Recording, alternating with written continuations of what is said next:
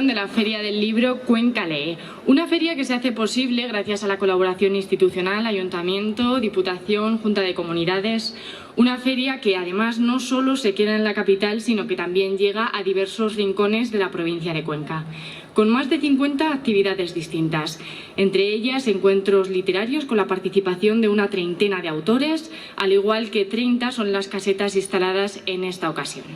Además, en el marco de la feria se presentarán 19 novedades editoriales y se incorporarán eventos nuevos como Books to Lovers, un encuentro de literatura romántica y juvenil promovido por la escritora Julia de la Fuente, así como un día dedicado al cómic o la instalación de estanterías Violeta en colaboración con la Consejería de Igualdad, porque la mujer va a tener un papel muy relevante aquí. Hoy en día muchos, y me incluyo, con el auge de las redes sociales y otras distracciones, nos olvidamos del poder de la lectura.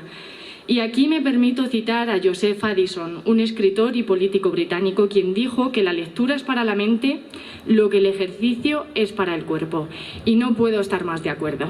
Muchos consideramos importante el ejercicio físico a diario, y me incluyo, y más ahora que tengo agujetas, ¿qué os voy a decir? Pero la lectura es indispensable. La lectura debería de ser un acto obligatorio, voluntario, y para ello no solo hace falta tiempo, también políticas que lo fomenten desde etapas infantiles, y Cuenca Lee también va a trabajar este tema, sumamente importante. Esta Plaza de España se convierte desde hoy en el centro neurálgico, ya que concentrará la mayor parte de las actividades y, por supuesto, firmas de ejemplares. Este año con autores sobradamente conocidos y reconocidos. Megan Maswell, Ana Isabel Fernández, Marta Robles, que estará esta tarde aquí a las 8 de la tarde en la firma de libros, junto con Javier Cercas. Y hoy es el pregonero Javier Cercas de esta feria Cuenca Lee 2023. Un fuerte aplauso para él.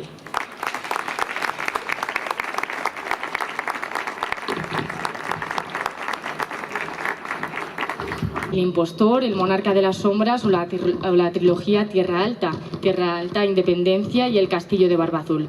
Sus libros han sido traducidos a más de 30 idiomas y obtenido numerosos galardones en España, Francia, Italia, Reino Unido, Grecia, China y bueno, incluso el premio a la mejor novela europea.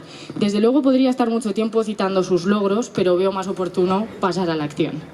Tenemos el privilegio de contar con un gran escritor y seguro que tiene muchas cosas que contarnos, porque recientemente, en marzo, Javier, sacaste tu nuevo libro, No callar, con crónicas, ensayos y artículos que van de 2000 a 2022. Sin duda donde poder sumergirnos en la actualidad, aunque también en acontecimientos pasados. Mi primera pregunta es, ¿por qué decidiste sacar este libro? Buenas tardes.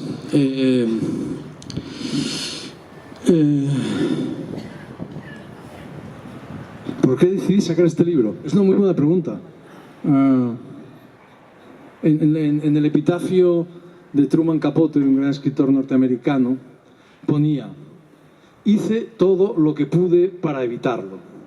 O sea, en la tumba ponía eso. Pues yo hice todo lo que pude para evitar este libro, pero no pude evitarlo.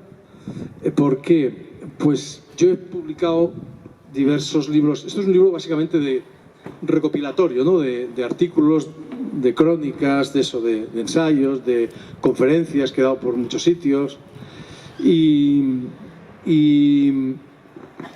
claro, un libro de este tipo tiene que ser eso, un libro de crónicas, de artículos, de ensayos, etc.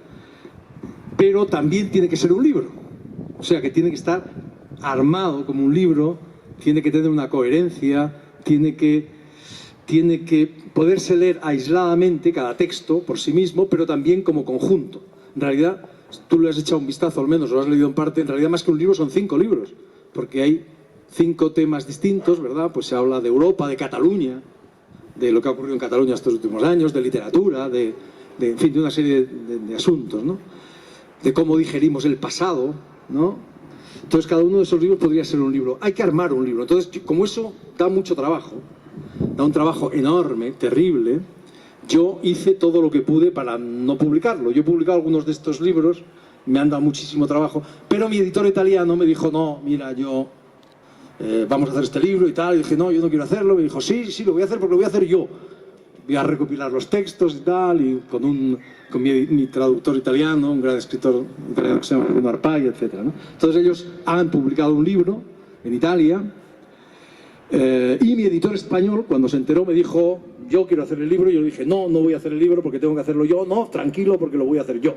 Entonces ha sido mi editor español quien ha seleccionado los textos que hay aquí, vamos, mis editores españoles, y yo lo que he hecho ha sido quitar algunos, en fin, acabar de dar coherencia de algún modo al libro.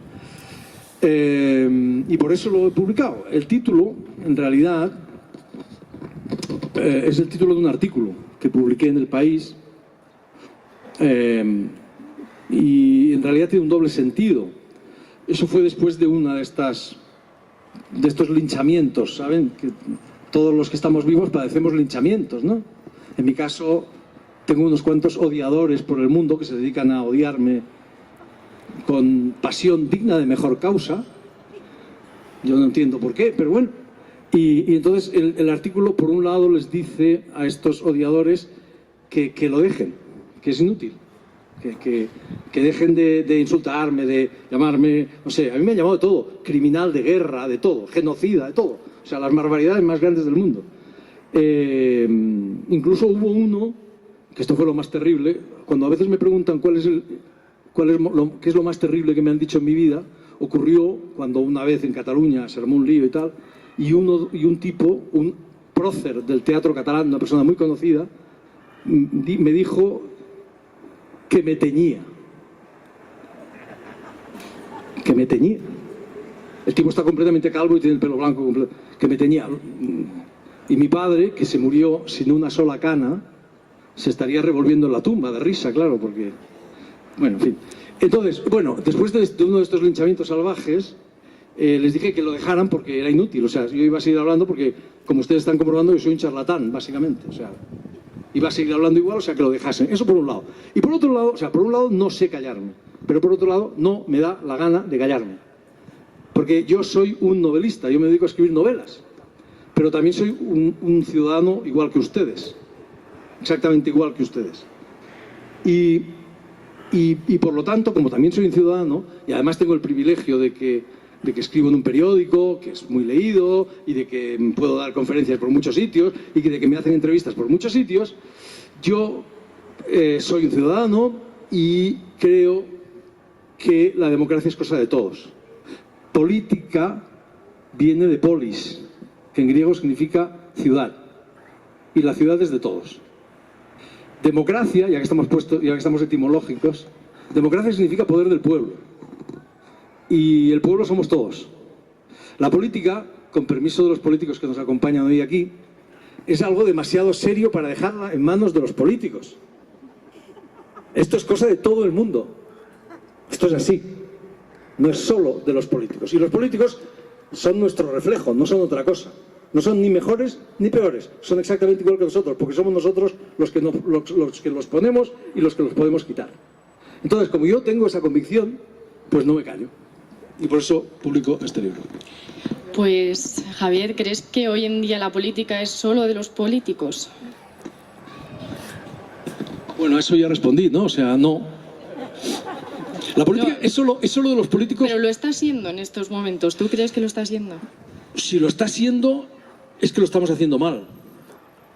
Si lo está haciendo, es que lo estamos haciendo mal. La política es de los políticos solo en las dictaduras. En las dictaduras sí, porque tú no puedes intervenir, no puedes meter mano, no puedes hacer nada, no puedes echarlos, no puedes elegirlos, no puedes hacer nada. Pero en las democracias no. En las democracias la política es de todos. Lo que pasa es que no es suficientemente de todos. ¿Por qué? Porque deberíamos intervenir mucho más en la cosa pública. O sea, nuestras democracias son todas imperfectas. Y es normal que lo sea. Porque una democracia perfecta es una dictadura. La democracia, ustedes no, son mayores, pero no se acordarán. La dictadura de Franco se llamaba a sí misma democracia orgánica. Era perfecta, no se podía tocar. En cuanto la tocamos, se cayó.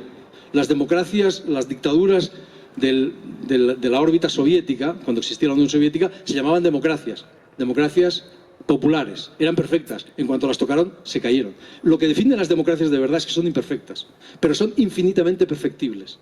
O sea, se tienen que perfeccionar cada día. se tienen que mejorar cada día. Y quienes las tenemos que mejorar somos nosotros. ¿Cómo? Controlando el poder.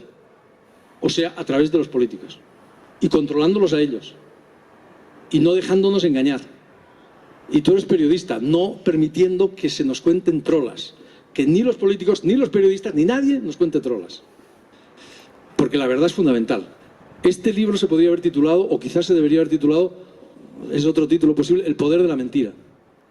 Porque lo que hemos visto estos últimos años es cómo la mentira es letal, es catastrófica para los ciudadanos. El Evangelio dice, la verdad os hará libres, lo cual quiere decir que las mentiras hacen esclavos. Y eso lo hemos visto todos. Yo soy catalán, un catalán normal y corriente, o sea, un tipo nacido en Extremadura que a los 4 años se fue, como tantísimos del resto de España, se fue a Cataluña.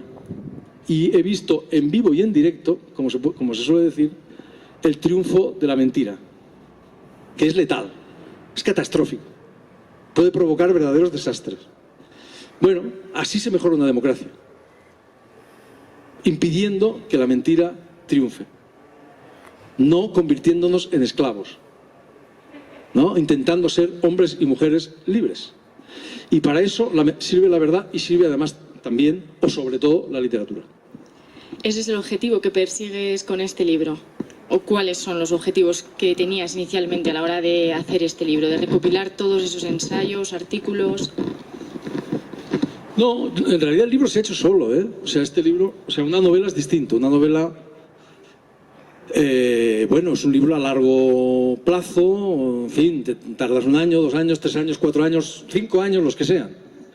Un libro de este tipo es un libro que se va haciendo solo, que tú a lo largo del tiempo vas escribiendo textos, pues qué sé yo, un día me piden una conferencia para inaugurar un festival como este en Roma, pues escribo un texto que es el primero que está recogido aquí. Y me preguntan una cosa muy rara, ¿cómo definimos, o sea, qué es lo que dirá el futuro de nuestro tiempo? Es una pregunta rarísima, o sea, ¿cómo definirá el futuro nuestro tiempo? ¿Cómo lo verán en el futuro? Y entonces me tengo que poner a pensar en eso y escribo una conferencia, hay no sé qué, y a medida que pasa el tiempo, tú vas escribiendo, y cuando pasa ya mucho tiempo, esperemos que no llueva, porque entonces nos tomamos... Si llueve, hoy me van a sacar ustedes en procesión, ¿no? Como a San Isidro.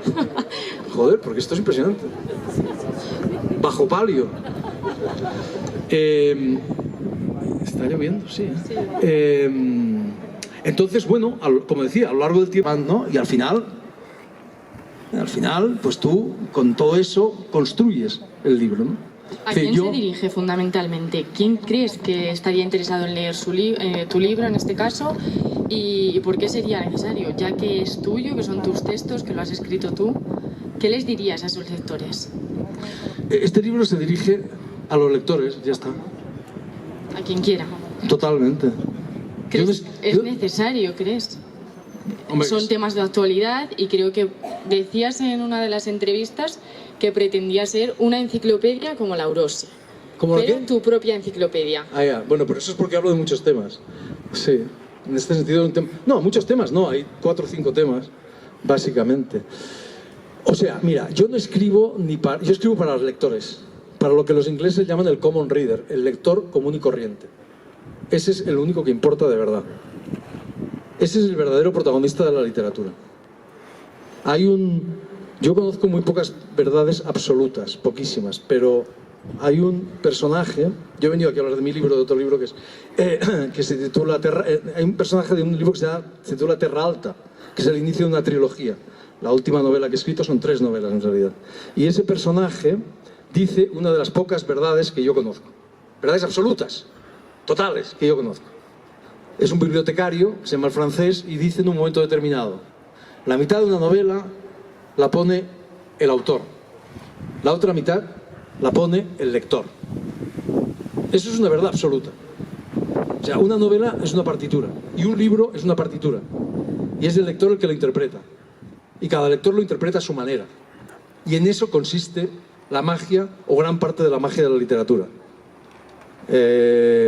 Aquí hay un malentendido total, que me encanta subrayar hoy aquí, o me encanta decirles, deshacer hoy aquí, en esta Feria del Libro. El malentendido consiste en pensar que los protagonistas de la literatura somos los autores. Eso es mentira. Totalmente falso. Los protagonistas de la literatura son los lectores, que son los que terminan los libros. Y cada lector los termina a su manera. Un libro sin lectores, este libro, Terra Alta, sin lectores es letra muerta. Es cuando un lector abre sus páginas y empieza a leer, cuando esa letra muerta cobra vida. Y además una vida nueva y distinta en cada caso. Porque cada lector lo hace suyo, lo lee a su manera. A esos me dirijo yo, a los lectores comunes y corrientes. Y esto no es populismo literario, ¿eh? No se engañan. Esto es exactamente la realidad. ¿Cómo es ese cambio de registro de pasar de escribir ensayos, artículos, columnas en El País a escribir literatura? Eso es muy interesante. O sea, a ver, para mí tiene tanta importancia un artículo como una novela. Yo me la planteo, o sea, el esfuerzo es el mismo. Lo reescribo tantas veces un artículo como reescribo una novela, eso no cambia nada. Pero sí cambian algunas cosas. Sí cambian algunas cosas. De hecho, en el prólogo hablo de este asunto. En mí, como en cualquier novelista, conviven dos personajes. O sea, en mi persona conviven dos personajes. Uno es el novelista y otro es el ciudadano. Que son distintos. Tienen el mismo nombre, firman con el mismo nombre, pero son distintos. El ciudadano es eso que antes se llamaba intelectual. Ustedes han oído esa palabra, ¿verdad? Intelectual. Es una palabra que suena horrible. Por lo menos a mí me sonaba horrible de chaval. Y todavía hoy me aterroriza que alguien me llame intelectual. O sea, me da, vamos, pánico. En realidad la palabra es muy reciente. Ustedes no lo creerán, pero el sustantivo es muy reciente. O sea, la palabra intelectual no, el adjetivo no. Pero el sustantivo, es decir, este señor es un intelectual, esto es recentísimo, hace 4 días. Esto se acuñó, o sea, nació a finales del siglo XIX, en Francia. Y luego inmediatamente pasó a España y pasó a todas las lenguas. ¿Qué es un intelectual?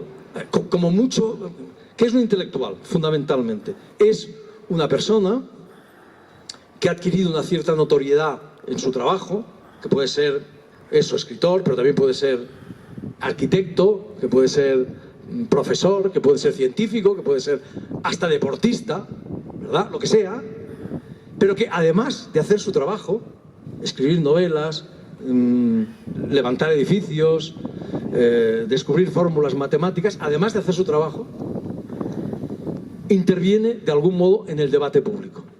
Es decir, entiende eso, entiende lo que decía antes, que la política es cosa de todos y no se limita a su campo de especialización, sino que sale a la calle y dice, bueno, yo creo esto, yo creo lo otro, y de algún modo interviene en el debate público. Como sea, en manifestaciones, en publicando artículos, lo que sea, ¿verdad? Entonces, yo soy novelista, pero también soy eso, es un señor que escribe también. En este sentido, hoy hay más intelectuales que nunca, ¿eh? Porque todos participamos de algún modo en el debate público, afortunadamente. Están las redes sociales, ¿verdad? O sea, un señor, cualquiera de ustedes, en el momento en que participa en el debate público y dice, este Cercas envía un tuit diciendo, este Cercas no se entera de nada, es tonto, pues está participando, de algún modo está participando en el debate público, ¿verdad? Está interviniendo. O dice que aquí el presidente de la Diputación no me gusta cómo va vestido y no estoy de acuerdo con él porque no sé qué, pues le ha tocado, lo siento. Pues está participando en el debate público. Las redes sociales tienen cosas malas, pero también tienen cosas buenas, ¿verdad? Entonces, yo como de algún modo el novelista y el ciudadano y el intelectual, si ustedes quieren llamarlo así, son personajes opuestos. ¿Por qué son personajes opuestos? Porque el novelista trabaja siempre con verdades ambiguas, con verdades contradictorias, con verdades poliédricas. El novelista nunca dice sí o no, siempre dice sí y no al mismo tiempo. Esto es muy sencillo, ya sé que parece complicado, pero es muy sencillo. Hay un señor que se llamaba, no sé si han oído ustedes hablar de él, se llamaba Miguel de Cervantes, que era español. Este señor que inventó la novela, que asombrosamente era español, este señor que inventó la novela, nunca tendremos palabras para agradecérselo, la inventó de tal manera que Don Quijote está loco, está como una chota, debería estar encerrado en un sanatorio psiquiátrico, pero al mismo tiempo es el hombre más lúcido del mundo, capaz de discurrir con la mayor inteligencia acerca de los temas más complejos, la justicia, la política, la literatura, lo que sea, todo. A eso se le llama ironía, esa ambigüedad, esa contradicción esencial. Y los novelistas trabajamos esencialmente con eso. Esas son nuestras verdades. Don Quijote es un personaje ridículo, grotesco, la gente se ríe de él, pero al mismo tiempo es un personaje heroico, es un personaje, como dice Rubén Darío en un poema memorable, el rey de los hidalgos, señor de los tristes. Es las dos cosas al mismo tiempo. Y en el Quijote todo es así. Y Cervantes crea un género que es la novela, que revoluciona, que cambia el mundo por completo, que está basado en esa ironía, en esa ambigüedad central. Nosotros no decimos ni sí ni no, decimos estas verdades ambiguas, contradictorias, todo el tiempo. Esas son las verdades de la novela. En cambio, el articulista, el ciudadano, el intelectual, sí puede trabajar con la ironía. De hecho, hay que trabajar con la ironía, con el humor, con los matices, con las ambigüedades, pero tarde o temprano tiene que decir sí o no. Tarde o temprano tiene que decir sí o no. Ante una violación, tú no puedes decir, hombre, sí, pero claro, es que claro, el tío también estaba un poquito, en fin, y la chica iba vestida con falda corta y tal. No, es que eso sí o no. Ante la guerra de Ucrania tú no puedes decir, hombre, sí, claro, ya, pero es que Putin, joder, que le aprietan mucho al tío, No, es que resulta que hay gente muriendo, ahora mismo, hoy, en este momento.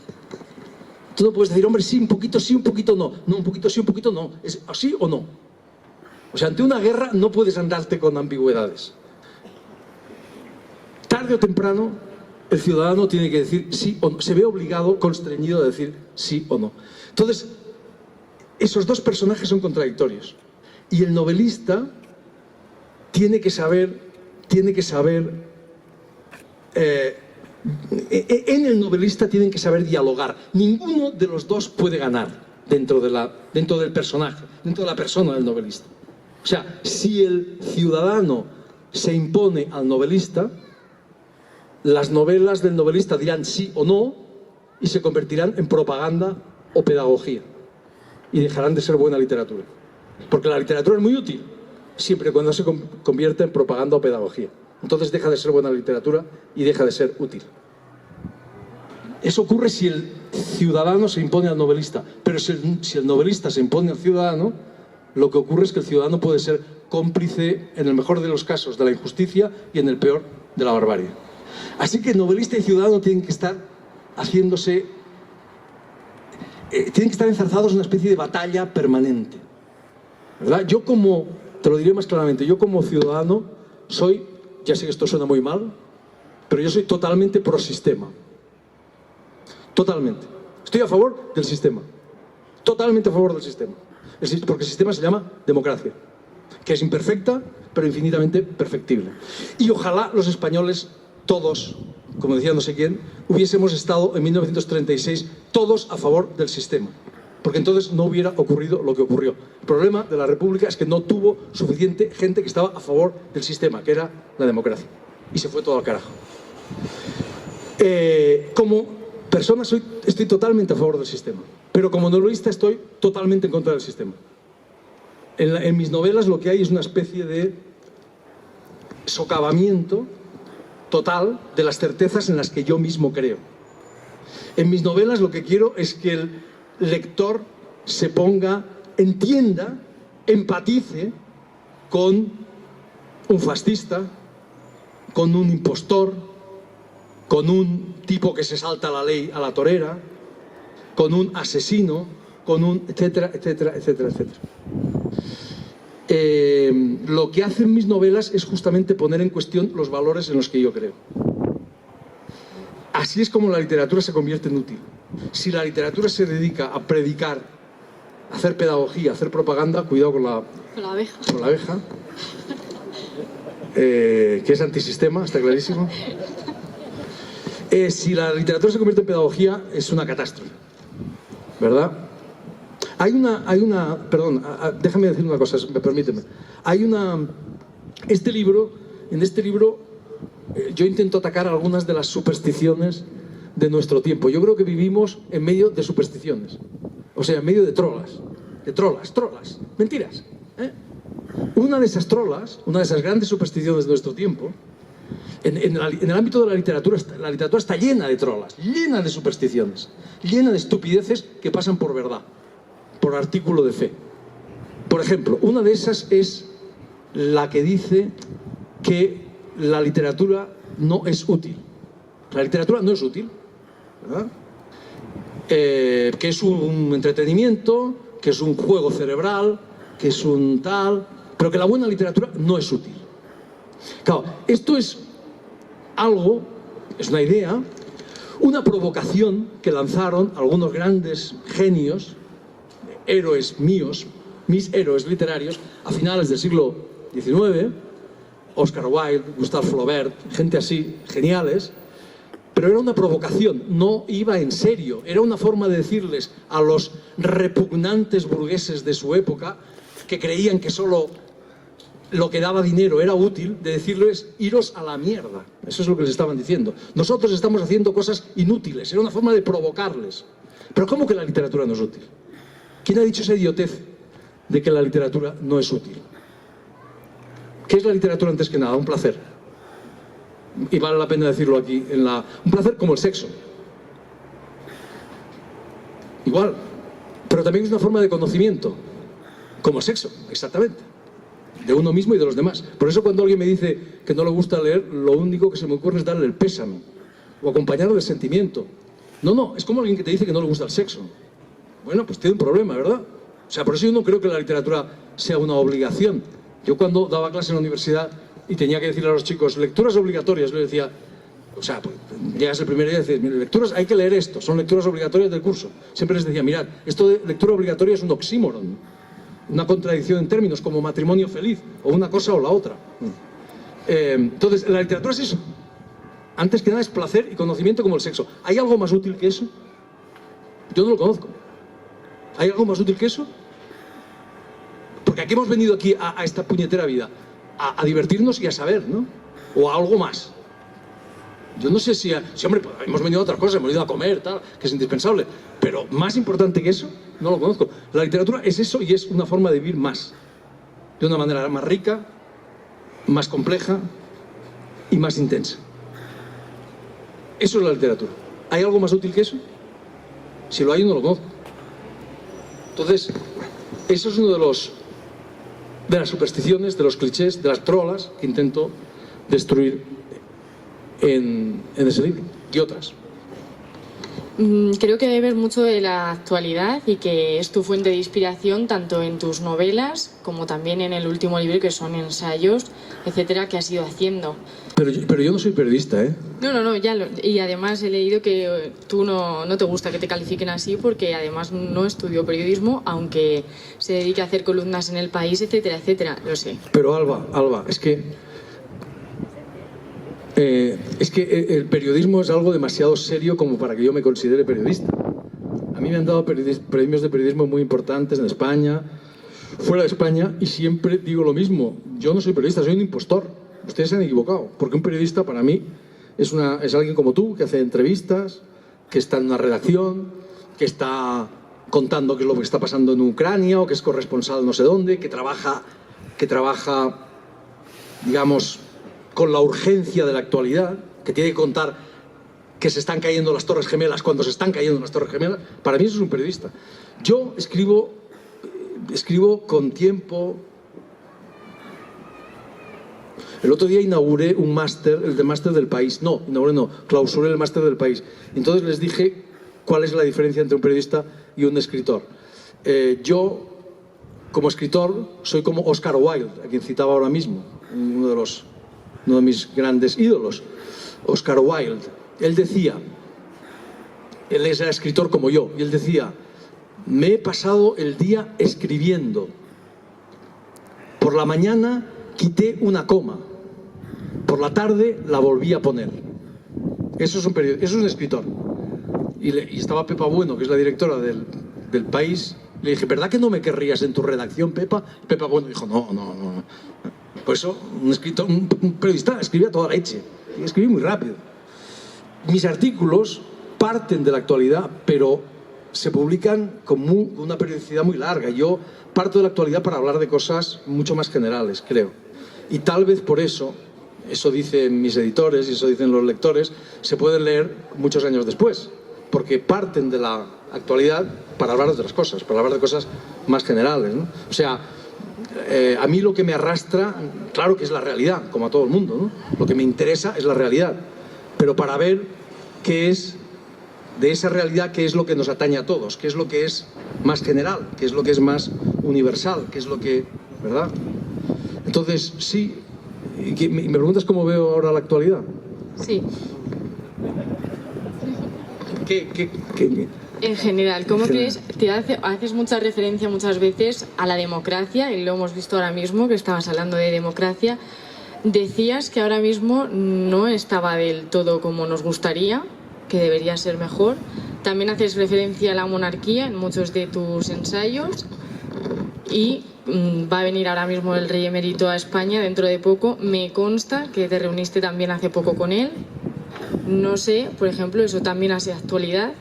¿Qué te parece? También está el tema de Cataluña, no sé cómo lo ves ahora mismo. Yolanda Díaz, también hablas de ella en el libro. Vamos, nos podemos tirar aquí todo el día.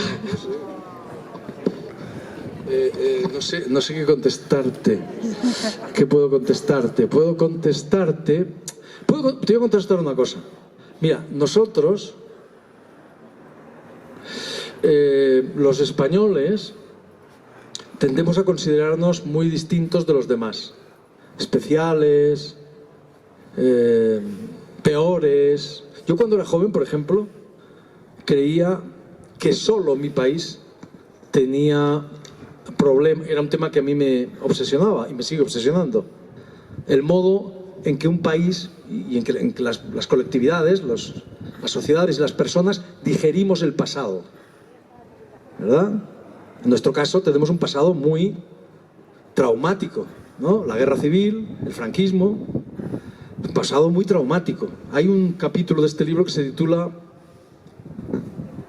43 años de guerra, que es un capítulo precisamente dedicado a ese tema. Se titula 43 años de guerra porque yo he insistido mucho en que la guerra civil no duró 3 años, como dicen los libros de historia. Es falso. Duró 43. Porque el franquismo no fue la paz. El franquismo fue la prolongación de la guerra por otros medios. Entonces, yo creía que mi país, o sea, España, pues tenía muchas dificultades para digerir el pasado. Esto lo ven ustedes cada día en los periódicos. No, porque nosotros todavía no hemos sido capaces de digerir el pasado, porque nosotros tal, porque... Bueno, es falso. Todos los países tienen un pasado duro de guerras, de crímenes, de cadáveres en el armario, todos sin excepción. Y todos tienen dificultades para digerir ese pasado. Y eso es muy importante, porque el pasado, y esta es otra cosa en la que he insistido mucho, en mis novelas y en mis artículos, el pasado no ha pasado todavía. Esto es una bobada, no es verdad.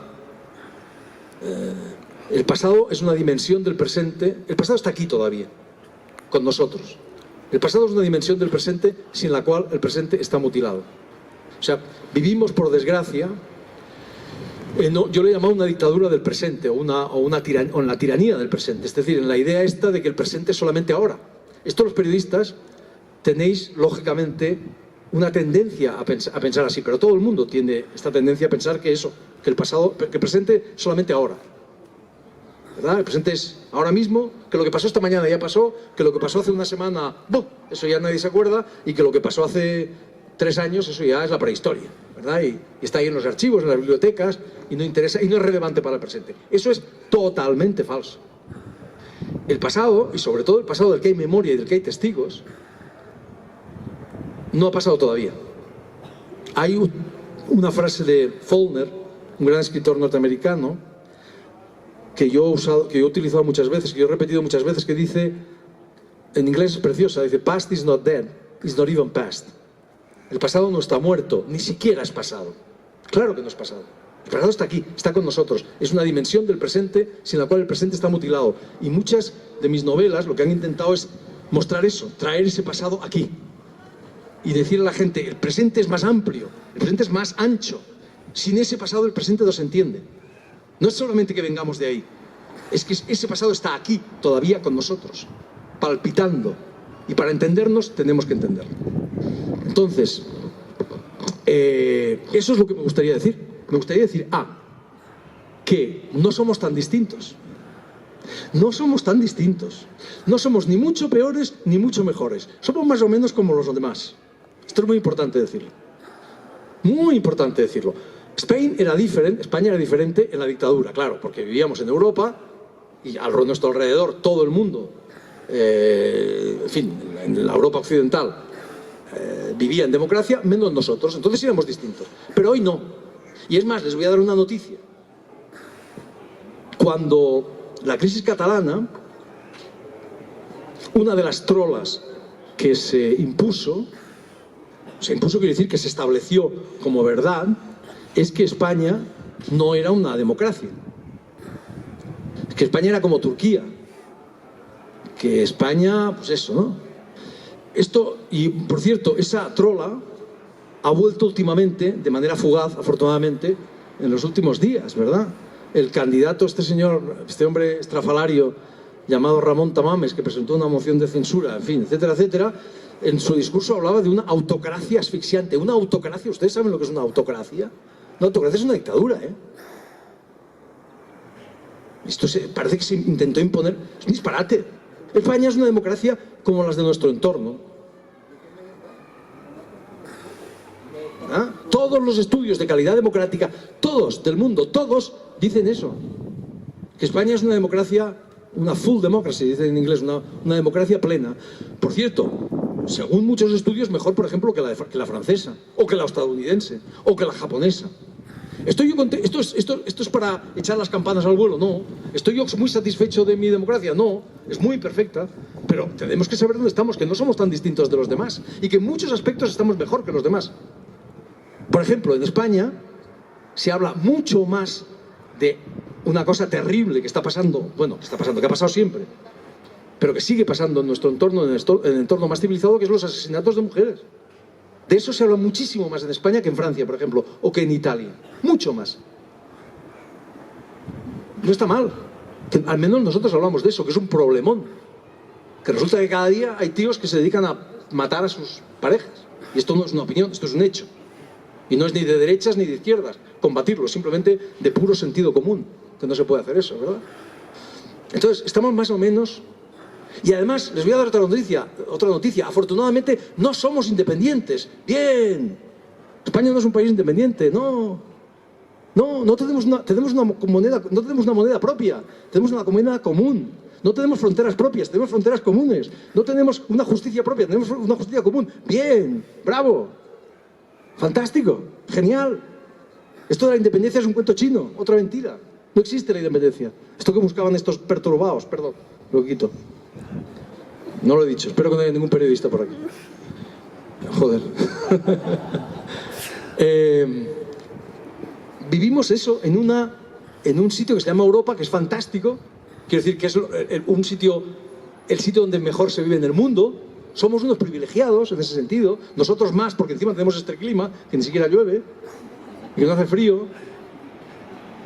Entonces, ¿de qué nos quejamos? O sea, esto no es para echar las campanas al vuelo. Esto no es para decir, ya estamos bien, venga, la Bartola. No es verdad. Deberíamos estar mucho mejor. Se siguen matando mujeres, sigue habiendo pobreza infantil, sigue habiendo muchísimos... Las escuelas no funcionan como tenían que funcionar, etcétera, etcétera, etcétera. Pero tenemos que ser conscientes de que vivimos en un lugar absolutamente privilegiado y que tenemos que obrar en consecuencia. Eso es lo que te voy a decir. Yanma. ¿Cómo deberíamos obrar? Es ahora mi pregunta. ¿Me dejas con la intriga? Ellos están aquí, que suban ellos y nos lo cuenten. Pero eres un ciudadano, como Eso decías sí. anteriormente. No, yo tengo mis ideas sobre las cosas, sobre muchas cosas, claro, sí, como tú, ¿no? También las tienes y podríamos discutir aquí, abrir un foro y cada uno de nosotros tiene una idea sobre tiene sus ideas sobre eso, sobre la violencia contra las mujeres, sobre las escuelas, de lo que se trata es de que toda esta gente que está aquí, que quiere participar, porque toda esta gente quiere participar, toda esta gente tiene sus ideas acerca de lo que hay que hacer, que serán buenas, malas como las mías. Son unas buenas, otras malas, otras regulares, otras son idioteces, las mías, quiero decir, Pero que la gente pueda participar, que pueda intervenir, que pueda... Ese es un problemón que tenemos en España. Eso es uno, para mí, de los déficits más grandes que tenemos, el poder excesivo de los partidos políticos. Los partidos políticos mandan demasiado y están demasiado cerrados en sí mismos y no permiten que la gente intervenga, y la gente quiere intervenir. Lo sé, pues, y debe intervenir, porque la democracia es de todos, significa poder del pueblo, y esto yo lo tengo clarísimo, y es así. Creo que la literatura aquí puede ser, como decías, un instrumento indispensable para combatir el mal. Es una de las frases de tu libro. Claro, porque yo es como te decía, yo creo que la literatura es muy útil. Es muy útil, siempre y cuando no se proponga ser útil. Como te decía, si se propone ser útil, o sea, si va dando doctrina, se convierte en propaganda o pedagogía. Pero si no, si intenta... A mí, por ejemplo, me han reprochado muchas veces, bueno, en España, fuera de España no. A veces me han dicho, claro, pero... Por ejemplo, no sé, una vez escribí un libro sobre se titulaba El impostor. Era un personaje real, muerto recientemente, al que Mario Vargas Llosa llamó el mayor impostor de la historia. Yo estoy de acuerdo con él. Era el Messi de la impostura. Era un hombre real, insisto, de Barcelona, que presidente de la asociación, de la Amical de Mauthausen, que es la asociación presidente durante años, de una asociación que agrupaba a los antiguos deportados españoles en los campos de concentración, sobre todo en uno que era el campo de Mauthausen, que fue donde fueron a parar la mayoría de los deportados, de los republicanos españoles deportados en campos nazis. Bueno, este señor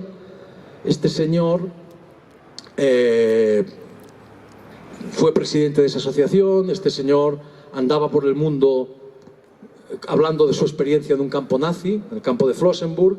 Este señor, por ejemplo, habló en el Congreso de los Diputados. Bueno, este señor iba a las escuelas, a las universidades, contando su experiencia. Este señor, por ejemplo, hay imágenes de televisión de este hombre, el día en que por vez primera, en el año 2005, el Congreso de los Diputados rindió homenaje no solo a las víctimas de la deportación, sino a todas las víctimas del nazismo, del holocausto, etcétera, etcétera. Y este señor habló en nombre de todas esas víctimas y contó su experiencia en el campo de Flossenbürg, ¿verdad? Y los diputados presentes allí, como siempre ocurría en sus intervenciones públicas, se conmovieron hasta las lágrimas. Hay imágenes de Carme Chacón, ¿se acuerdan de la ministra de Defensa? Con el pañuelo empapado en lágrimas. Pérez Rubalcaba, desolado, en fin. Bueno, este señor, hasta que se descubrió que este señor nunca había estado en un campo nazi. Todo era trola, todo era mentira. Este señor era una inmensa mentira ambulante, que había mentido acerca de absolutamente todo. Yo escribí un libro sobre este hombre y a mí, claro, me reprochaban, ¿y tú por qué intentas entender a este tío? Habiendo tanta gente buena en el mundo, ¿por qué escribes un libro sobre él?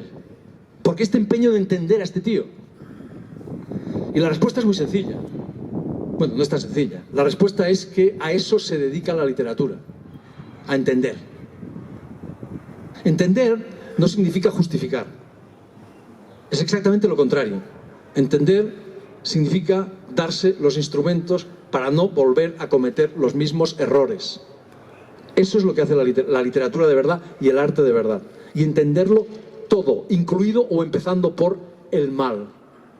Eso es lo que hace la verdadera literatura.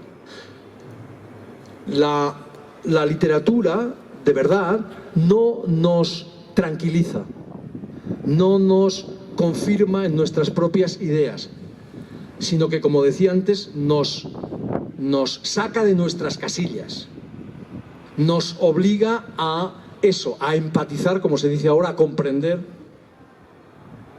actitudes, ideas, ideologías, personas que en la vida normal, que en la vida cotidiana nos son ajenas o nos repugnan completamente. O sea, tú ves, qué sé yo, Ricardo III de Shakespeare. Ricardo III es un monstruo, es un asesino absoluto. Pero tú ves esa obra bien hecha, es el de Mi reino por un caballo. A horse, my kingdom for a horse. Un caballo, mi reino por un caballo. Este hombre que es un asesino, el jorobado, ¿se acuerdan ustedes, no? Tú ves esa obra bien hecha y te pones por momentos del lado de este asesino. Y lo entiendes. Y hasta te cae bien, oye. Tú lees Crimen y Castigo de Dostoyevsky, una de las mayores novelas que se han escrito jamás, y te pones del lado de Raskolnikov, que ha matado a una usurera y a su propia hermana. Tú, mucho más sencillo, ustedes todos se acuerdan aquí del Padrino, ¿verdad? Quien no haya visto El Padrino también tiene un problema. Bueno, no tiene un problema, tiene una gran ventaja porque puede verlo.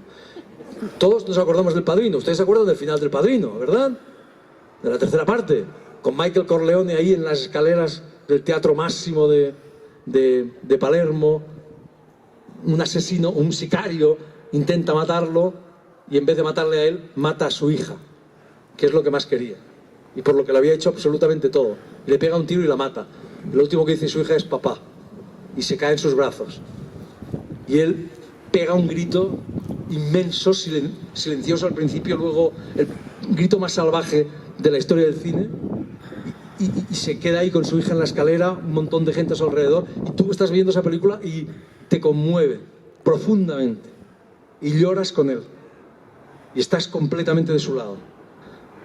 Pero ese tío ha matado a un montón de gente, pero a un montón de gente. Ese tío ha sido capaz de matar con absoluta frialdad a su propio hermano, ¿verdad? Eso es lo que hace de verdad la literatura, eso es lo que hace de verdad el arte. Ponerte en la piel de esta gente, llevarte a lugares inesperados, incómodos, desasosegantes, ¿verdad? Incomodarte de algún modo. Y por eso la literatura es útil, ¿verdad? Si hubiese un día, acabo, un verdadero escritor nunca escribiría un libro para decir que Hitler era malo, porque hasta los niños deberían saber que el Hitler era malo, ¿verdad? Que no era un señor muy recomendable, ¿verdad? Un verdadero escritor escribiría un libro, y alguna vez tal vez lo escriba, un Dostoyevsky, un Shakespeare, un Cervantes,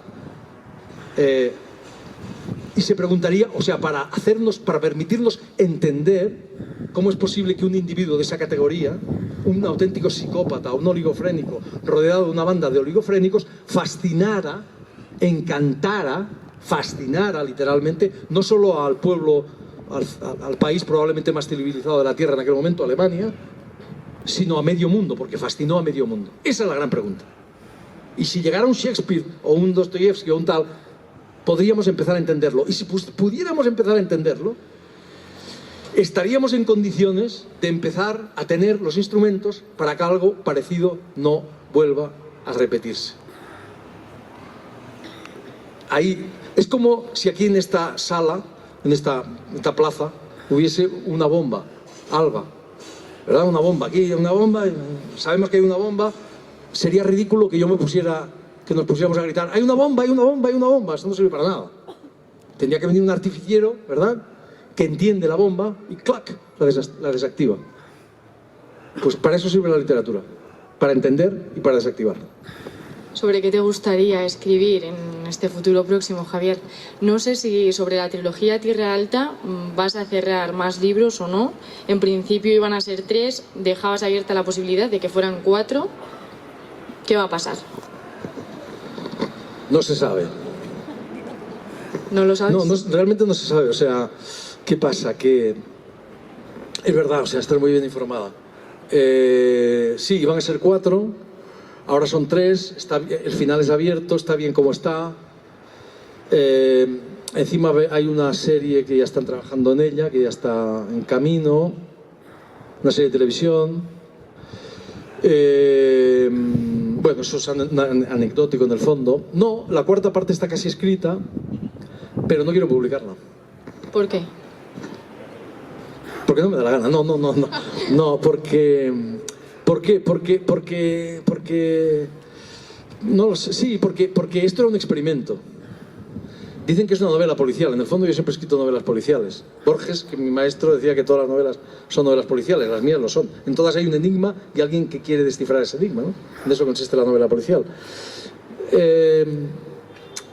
Aquí creé un mundo, me enamoré, esa es la verdad, de un personaje, que es el personaje central, que se llama Melchor Marín. Me enamoré literalmente de él. O sea, me pareció algo mágico, me pasó y en torno a ese...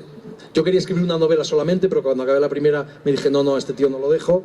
La historia no se ha acabado aquí, continué 3 más, o sea, 2 más. Y luego eso, había una cuarta, incluso había un spin-off. ¿Saben ustedes lo que son los spin-offs? Son esas spin-offs, como lo llaman los norteamericanos, a las historias que surgen en una serie. Si coges a un personaje y creas otra serie, a partir de ese personaje, se lo llaman spin-offs, ¿no? Que son como en fin, brotes, ¿no? Algo así. Pues también tenía una novela, tal. Está bien como está, o sea, de momento está bien como está. El experimento ya está bien, para mí, al menos de momento. Es que ya podría escribir 20 novelas sobre la Terra Alta. La Terra Alta es una comarca del sur de Cataluña. Yo perdí mi sitio en Cataluña y lo fui a encontrar ahí a la Terra Alta, que es una comarca abandonada, lindante con Valencia. Y entonces, como ves, no te contesto. No, ahora estoy metido en otra cosa. Ahora estoy metido en un libro que trata un tema que a mí me obsesiona mucho. Me ha obsesionado desde siempre. Acabaré con una cita de Pascal. Ustedes saben Pascal, gran escritor, filósofo francés. Él decía, la cita dice lo siguiente, dice... Los humanos, los seres humanos, los hombres, las personas, somos una mezcla de ángel y de bestia. La paradoja, continúa, el problema es que si queremos convertirnos en ángeles, nos convertimos en bestias. O sea que algo terrible, esto ahora continúo yo, es que las mejores personas pueden cometer las mayores barbaridades. Creemos, y eso nos consuela mucho, que quien hace algo malo es que era malo, pero no es verdad.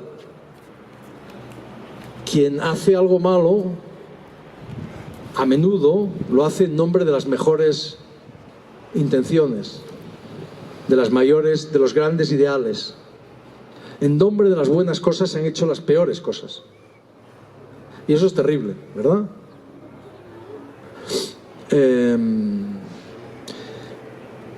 Es meterse en un berenjenal, pero los escritores nos dedicamos a meternos en berenjenales. Los escritores somos lo contrario de los políticos. Un buen escritor es exactamente lo contrario de un buen político. ¿Qué es un buen político? Existen, ¿eh? Ustedes creen que no, pero existen. No sé si tenemos alguno aquí, pero existen. Un buen político, seguro. Tenemos alguno aquí, seguro. El otro no lo conozco, pero uno seguro. Un buen político para mí es alguien que ante un problema complejo, tenemos un problema complejo, lo reduce a sus líneas esenciales y lo resuelve, ¡pam!, por la vía más rápida. Eso es un buen político. Adolfo Suárez. Eso fue un buen político, sobre todo en un determinado momento. Una cosa imposible, una cosa complejísima, que era pasar, que nunca se había hecho. Pasar de una dictadura a una democracia sin una guerra civil, que es lo que todo el mundo esperaba en aquel momento, sobre todo fuera de España, o un gran cataclismo, una revolución. Eso no se había hecho. Eso era una cosa imposible en teoría. ¡Pum! Y lo hizo. Eso es un buen político. ¿Qué es un buen escritor? Es un tipo que que ante un problema complejo, que enfrentado a un problema complejo, va, coge, pilla y lo vuelve un problema más complejo todavía. Y los mejores escritores son aquellos que, donde nadie ha visto un problema, van y lo crean. Porque alertan del futuro. No, antes de Cervantes, la locura y la cordura eran... nadie se planteaba ese problema. Cervantes va y te arma un lío tremendo y nos hace ver que el más loco puede ser el más cuerdo y el más cuerdo puede ser el más loco. Y todavía no hemos resuelto ese lío. No está resuelto. Disculpen ustedes que hable de mí después de hablar de Cervantes. Es una falta de respeto total y una soberbia horrible. Pero yo escribí un libro sobre una cosa que todo el mundo había visto, pero que en teoría no era un problema.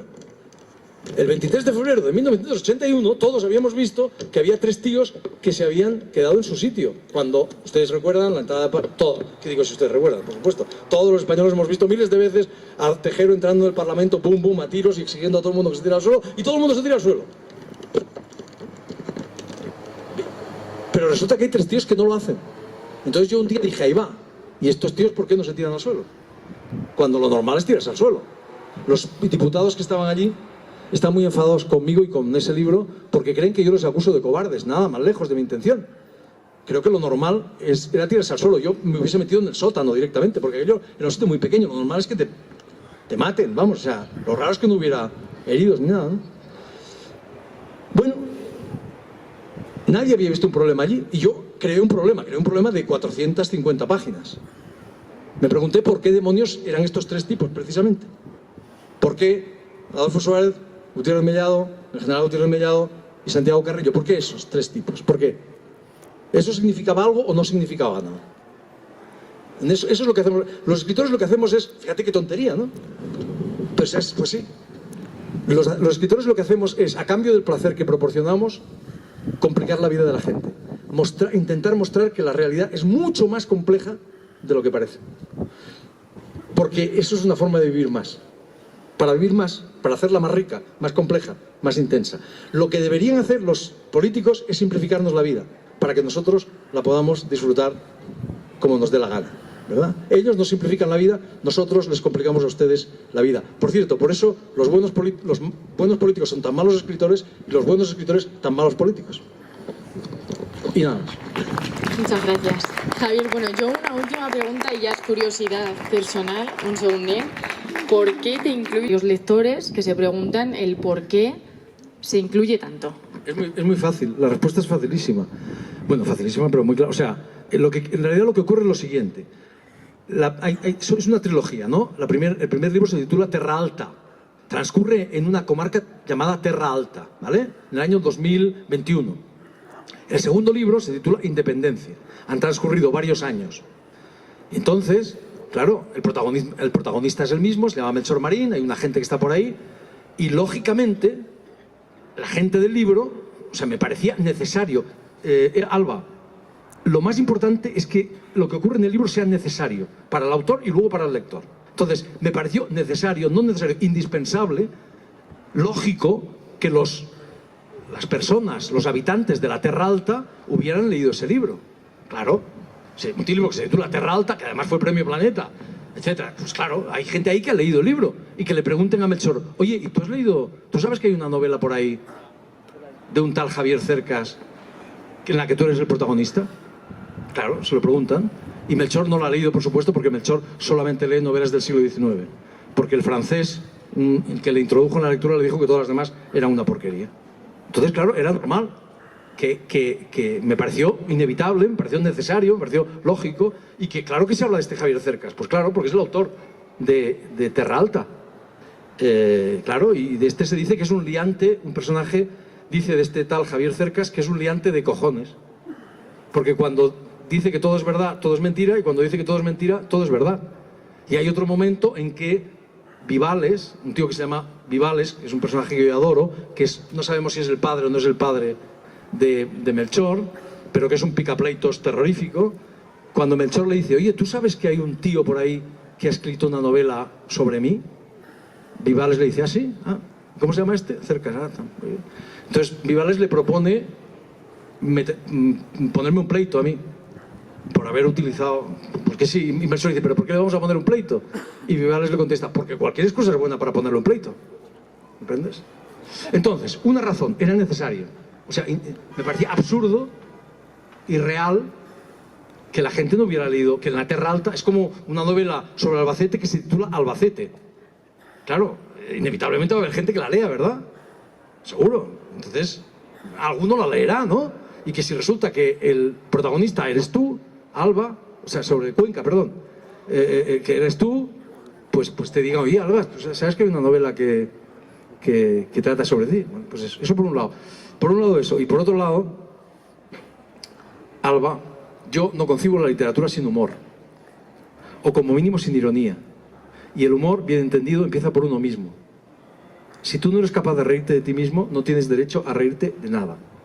Entonces yo aprovecho cualquier oportunidad que se me presenta para reírme de mí mismo. Porque el humor es la cosa más seria que existe. Pues muchísimas gracias, Javier. Yo espero que les haya gustado el pregón de Javier Cercas y, por supuesto, espero que sigas cosechando muchos más éxitos, no solo nacionales, que nos consta, sino también internacionales, como ya también los tienes. Muchas gracias.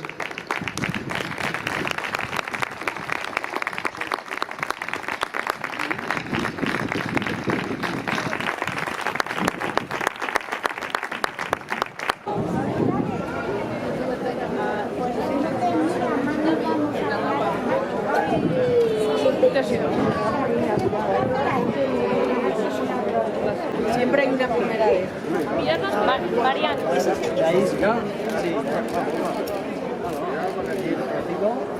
Para cada uno.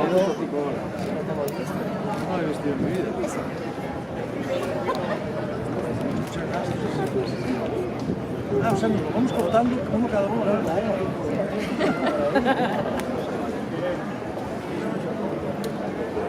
Algo difícil, ¿eh? El tamaño no es... O sea, esta María, me lo quedo de igual. Ahí hay más, ¿eh?